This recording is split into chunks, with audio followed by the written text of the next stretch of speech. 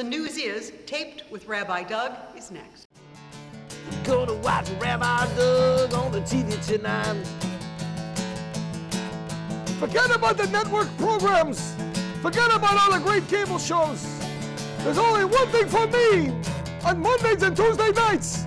Rabbi Doug. Yeah, we're going to watch Rabbi Doug on your TV tonight. Shalom and welcome to Taped with Rabbi Doug. It is my great pleasure to welcome back to the show today Larry Teren. He is an expert on the old Jewish communities of Chicago and focusing mainly on the West Side Jewish communities of Chicago, which pretty much changed in the late 50s and mid 60s as neighborhoods moved. And today's subject of today's show, a little bit different from the last time he was with us, is wandering synagogues, where they are today, where they were, where they came from, and where they're going. And Larry, welcome to the show again. So glad to have you back with us. I know you have spent a lot of time over the years doing research and looking up articles and finding pictures and all those things that you do. Who are we talking about today, and what is the origin of this part of the Jewish community in the Chicago area?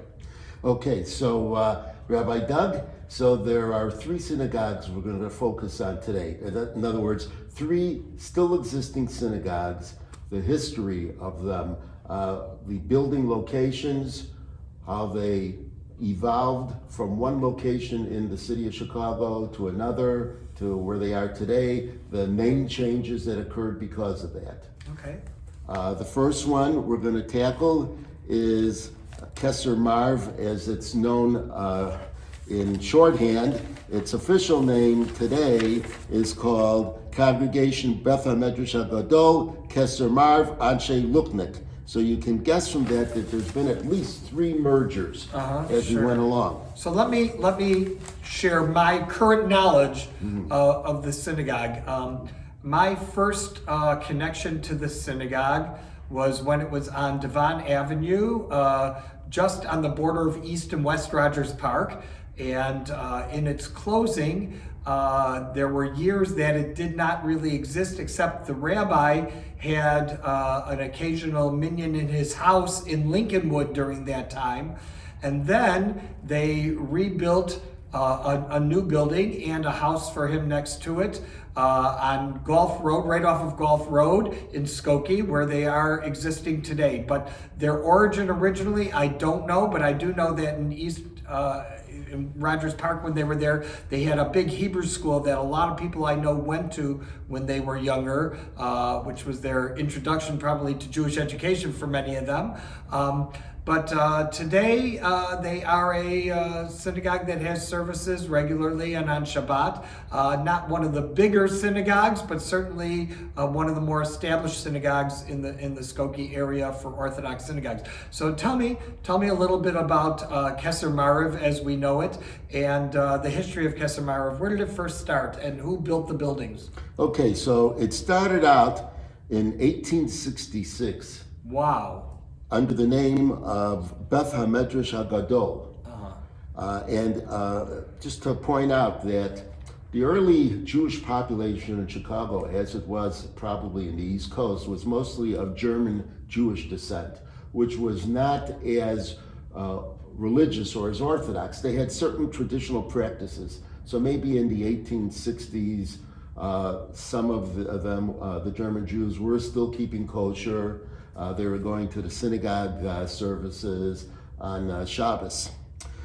So the Beth HaMedrash HaGadol started out in the what we would call the Loop area, or the western portion of the Loop area, in 1866. A year later. Do we know an address or no? I don't have the address with me. I'm just curious. Actually, I do. It was names of the streets of Chicago have changed. So it was what you would call near Madison and LaSalle. Oh, okay. Except back then, LaSalle was called Pacific Avenue. Oh, really? I didn't know that. Yes. Okay. And about a year later, another Orthodox congregation that apparently wasn't as financially stable, merged with Beth HaMedrash, and that one was called B'nai Jacob, or B'nai Yaakov, whatever, and it became then Beth HaMedrash HaGadol Uvnei Yaakov. Now, interestingly enough, over the years, there were many synagogues, just like there are many synagogues even today with the same name or similar names, like Bethel, Beth Shalom. There were many Beth Shaloms, and there were other Beth Jacobs also in the Chicago area. But I just wanted to mention that when we hear these names, they're not necessarily the name where somebody, Beth Jacob was a synagogue that had a cemetery in Morton Grove. You know, it's not the same synagogue. So I just want to mention that. But go on. Okay. Actually, this one was called B'nai Jacob, and it's not to be confused with the B'nai Jacob I'm that not was B'nai Jacob. at Artesian and Right. Granville. So we had a B'nai Jacob, Artesian and Granville, which is now, I believe, a Korean church. The Yes. building was sold to, and then kitty corner to there, just a quarter of a block away, was a big Hebrew school building, which eventually was taken over by Beis Yaakov Elementary Girls School, and eventually sold to another day school, which is in there now, non-Jewish. That was a pretty long standing until the 80s, actually, till the early 80s, or actually it was the mid 80s. Till the mid 80s, it started to decline, and then eventually was sold. And that's, like you mentioned, Artesian and Granville, just off of Western Avenue. That's correct.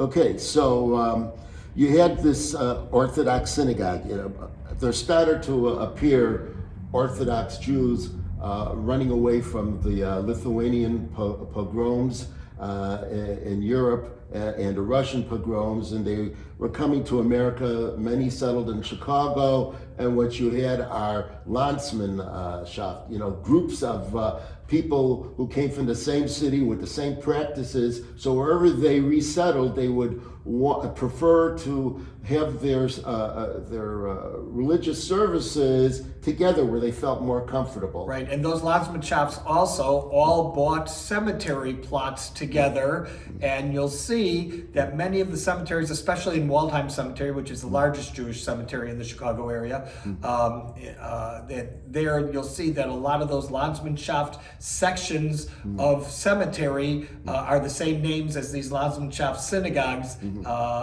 that they bought together from, where all the people from the same towns and the same areas in Europe were buried next to each other. They bought their plots together.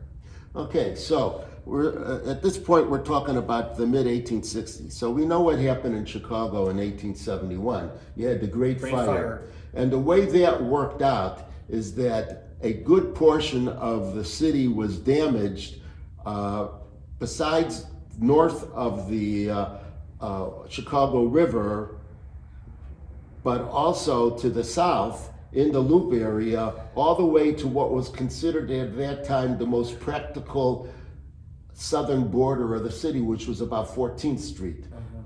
There, for some reason or another, there really wasn't much fire beyond that south. So a lot of the citizens of Chicago said, we got to get out of the Loop area. This is just not safe anymore. Even when they came up with new rules about having brick buildings, not having any more wooden structures. So there was a group within the synagogue that wanted to move south. Now, to them, south meant 14th Street, because they knew that that was like a dividing line of less intensity of damage to occur. However, the main core of the group of the synagogue did not want to move. They wanted to stay there. But it ended up that machloket, differences of opinion. It's not uncommon even today for groups within the synagogue to start their own shul somewhere else. And this is what happened. The synagogue split up, and there became then Beth HaMedrash HaGadol South, or Darom it was called, which is the Hebrew for south. And there, it eventually moved from 14th Street to 31st Street. That was then the real, south side. So so this was, I'd say, around a little after, in the early 1870s. Now, around 1901, there was another synagogue that started, and that was called, or I should say they built a new synagogue. I'm not sure when they actually started. And that was called Tiferes Yisrael Anshe Luknik. Those were people from Luknik, Lithuania. And sometime in the early 1920s, they merged with Beth HaMedrash HaGadol, and it became Beth HaMedrash HaGadol Anshe Luknik. They got rid of the Tiferes Yisrael. And that was housed at the corner of Douglas Boulevard in St. Louis. That building doesn't exist anymore. It was, I believe I've taken a look, and there's a church there, but it's a newer building. So I don't know if they sold to a church and then eventually they decided to rehab and put a new building up. I don't know exactly. But as Rabbi Doug pointed out, there was another shul way out on the north side in the Rogers Park area that bought a building in 1927 on the Greenview block there near off at Devon. And that one was called Kesser Marv. I think at one point Rabbi Goldman, I believe, was the rabbi. Rabbi Goldman, who lived into his hundreds, and he was the mashgiach for Mogen David Wine for many, many years. And that was his claim to fame. Not only did he live into his hundreds, but he was the mashgiach of Mogen David Wine. And later, after that, he moved his shul down further west on Devon Avenue and had a small shul which eventually became Lubavitch. Free took it over as a Free East on Devon, and then it eventually closed in the 2000s, in the early 2000s. Okay, I'll give you a side story about that in a moment. So in 1955, the congregation that was at the corner of Douglas and Boulevard saw the handwriting on a wall that it was prudent to leave the area. So they then made a deal with Kesser Marv to merge together. And that's how that all became Beth HaMedrash HaGadol, Kesser Marv Anshe Luknik. The side story is that when Rabbi Goldman wanted to move the shul a little further west, closer to Western Avenue, the merchants there didn't want it because they felt that it would hurt the businesses. And half those businesses were owned by Jews, unfortunately. And he had a hard time getting permission, but it finally became possible. And he did get the permission to move the shul there. Okay, so now, as the rabbi also pointed out, there was a time when it was no longer feasible to be in the area that they were east of Western, and that's when I think at that point already Rabbi Lazovsky was in charge. He was. And it was in the 1990s, and probably around 1994 or so, and he moved the shul into Skokie. And as he also pointed out, Rabbi Doug, that for short term, they were holding services in his house until they can build the building. Now, all these years, going all the way back to the 1866, the shul has always been Orthodox. And that's my story on Kesser Marv. Wonderful, wonderful. Still exists today, and Rabbi Lazovsky, Louis Lazovsky, is still the rabbi today in Skokie. And as I said, it's a viable shul. It's a viable shul. Very nice. All right, the second shul on our list here is Mishnah Gemara. So Mishnah Gemara, Mishnah Gemara is just south of Glen Lake Avenue on California Avenue, on North California Avenue. The rabbi right now, Rabbi Weinschneider, has been there for a number of years. It is a very small synagogue, but as of recent, a small yeshiva has moved in there to help revitalize the use of the synagogue and their school building, which was out of use for many years. It was a big used building when the Beis Yaakov Boys School, which eventually became Tiferet Tzvi, was using it back in the 60s. But then they had a nursery school renting from them. That's out of there, and this yeshiva's moved in there. And all of a sudden, this minyan that struggled to get a minyan because it was a little bit further south than most of the other synagogues, this yeshiva has helped revitalize their minyan. So tell me now the history of Mishnah Gemara, which is on North California Avenue still today. Okay, so this synagogue or congregation began in 1890. Its earliest location was on 29 O'Brien Street. Where is O'Brien Street? Okay, O'Brien Street does not exist anymore, but it would be about a block or so south of 12th Street, which is now Roosevelt Road, and 12th Place. So it would be between 12th Place and 13th Street, around that area. And that would also put it a little east of Halsted. So that was the lower, eastern part of the west side. That's right. That's where the Jews moved to after they left the Loop area, the Maxwell Street area, all that area. That's that location. As a side note, in 1909, as we mentioned earlier, the numbering of the streets and the names of streets were changed. I can give you a whole story on that. So in 1909, 29 O'Brien Street became 636 O'Brien Street. So you could see listings in Chicago telephone directories for that congregation with different numberings, but it was the same building.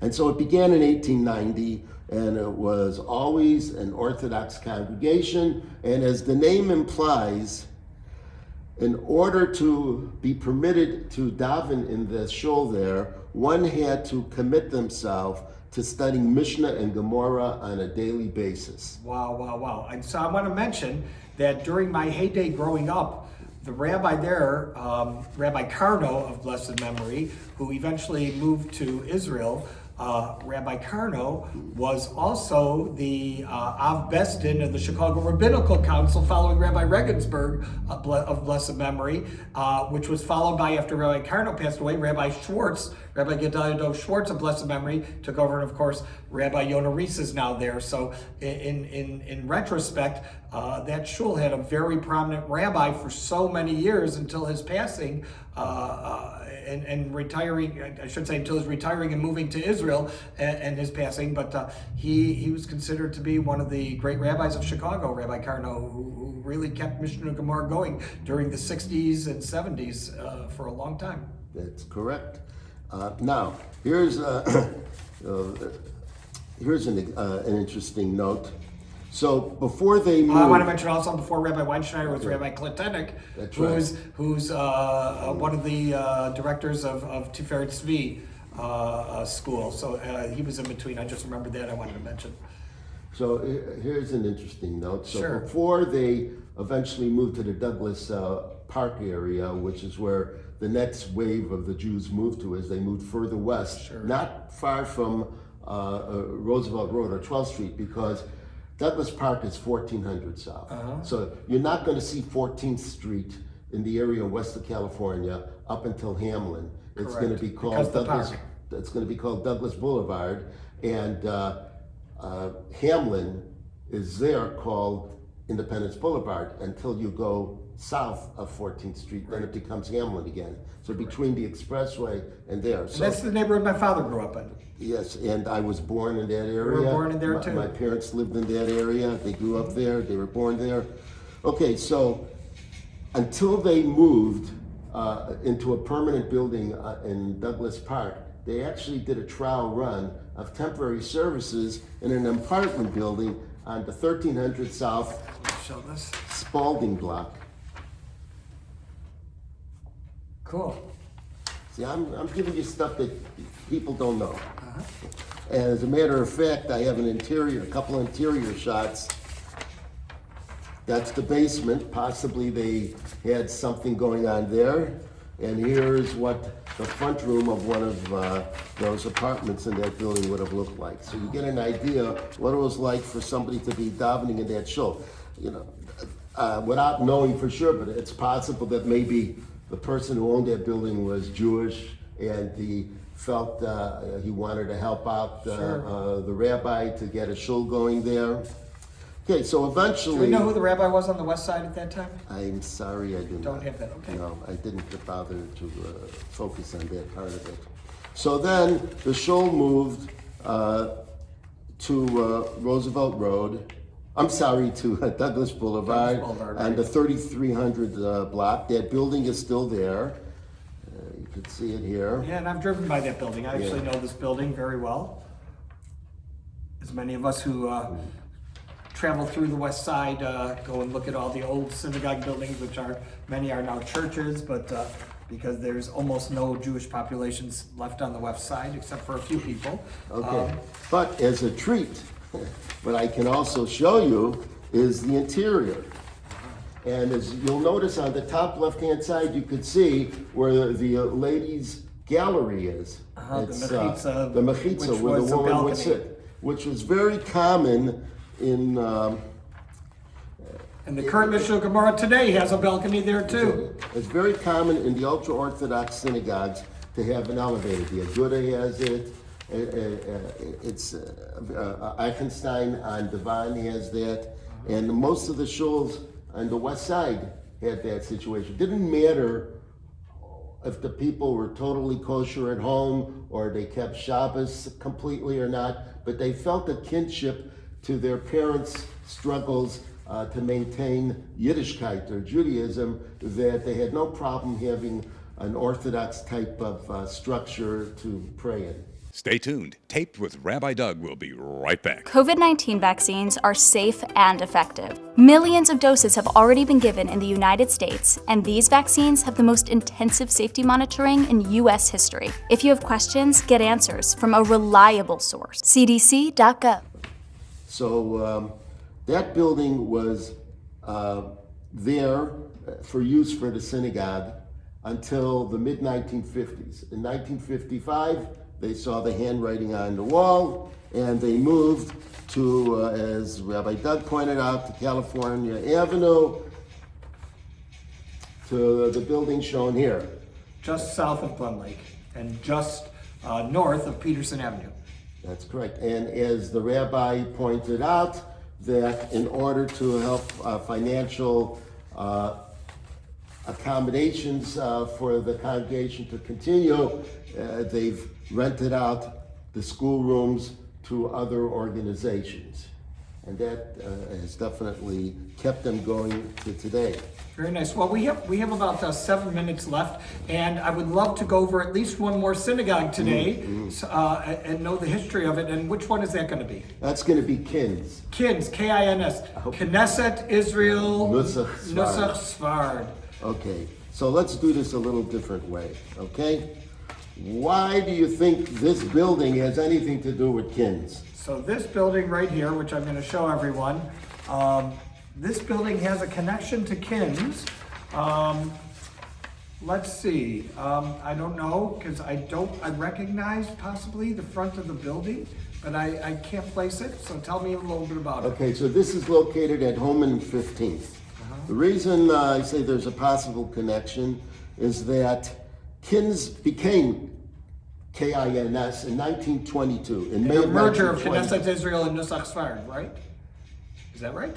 No. No, oh, that was just a guess, because it had both names, so I thought that Yes. was it. According to the Mites book on Jewish history written in the 1920s or so. I should say this is really, some of the information I have is from there, but this is actually from the Tribune, that in May of 1922, 3 shuls merged. 3. Yes, one was Anshe Norodich, which was at Racine and Taylor. The building isn't there anymore. A second one was Nusach Sfard, which was at Got that one right. which was at 14th and Sangamon. That building doesn't exist anymore. These have all been urbanized, cities rebuilt those areas. And then the third one, which is the building that we saw here, we believe, Anshe Marav Nusach Sfard at Homan and 15th. However, on the building itself, above the front portal, you could see that it says Ohel Yaakov.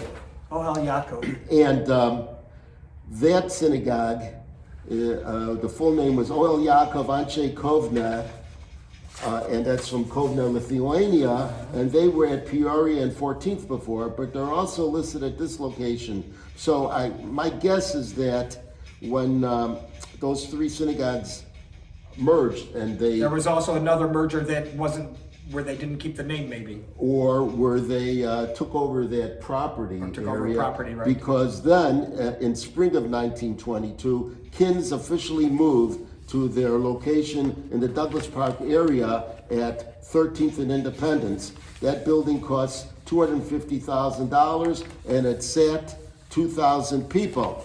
So what we're going to show you right now, because of the shortage of time, is a look inside that building. Two looks. One here is looking west, where we believe that would have been where the front of the davening was. And again, you could see that's probably where it's lit up. That may have been where the Holy Ark was. And also, you could see the Jewish stars. And over here, you could see where the mechitza, the women's gallery. You get a better shot of the women's gallery from this picture, which is the rear of the sanctuary. You could see on top all those Jewish stars. That's where the women's balcony was. Very nice. Okay, and then to close up on this story without showing it, in 1951 or 52, there was a new synagogue created. West Rogers Park That's right. congregation? That's right, West Rogers Park congregation. I think Rabbi Levy was the first Rabbi rabbi. Levy, right. Okay, so then in 1957, again, Kins saw the handwriting on the wall. They officially moved into the West Rogers congregation, merged their assets with Became Knesset Israel Nusach Sfard of West Rogers Park. Right, I know this. Okay, and so that's my story, and I'm sticking to it. And I think it's important to mention that Rabbi Meshalov became rabbi, and he was the rabbi there for his tenure for many years until his retirement, when Rabbi Greenman took over, and then Rabbi Matenki came in, and he changed the name to Knesset Israel North Shore. He used the NS to change it from Nusach Sfard to North Shore, and went completely to Nusach Ashkenaz, whereas during the tenure of Rabbi Meshalov and Rabbi Greenman, in the base medrash on weekdays, they always daven Nusach Sfard. That's correct. And only Shabbos morning they daven Nusach Ashkenaz, when people from farther in the community used to join them in the traditional minyan. Yeah, that's right. Yeah. In the main sanctuary. So interesting. I can't tell you how much I love this show. Tell me, are there a lot of synagogues like this that still exist that have history going all the way back? Well, sure. There's, of course, Anshe Shalom. It's on Melrose. We could probably Sure. We could talk about that, and Yeshurun, Adash Yeshurun. One of my Wandering Synagogue episodes is on Yeshurun. So we'll talk about that. I want to thank all of you for being with us here on Taped with Rabbi Doug. Remember, you can check out our website, www.tvrabbi.com, where you can also see former shows on the web. And if you want to email Larry Teren or us, you can email us at info@tvrabbi.com. I will forward that to him, and I know he'll get back to you personally. Larry, thank you so much for being on the show. Thank you for so much information. We only covered 3 synagogues in this short time, but we're going to do this again, and I hope to see you again next time right here on Tape with Rabbi Doug. Shalom, everyone. Yeah, I'm talking about Rabbi Doug. Talking about Rabbi Doug.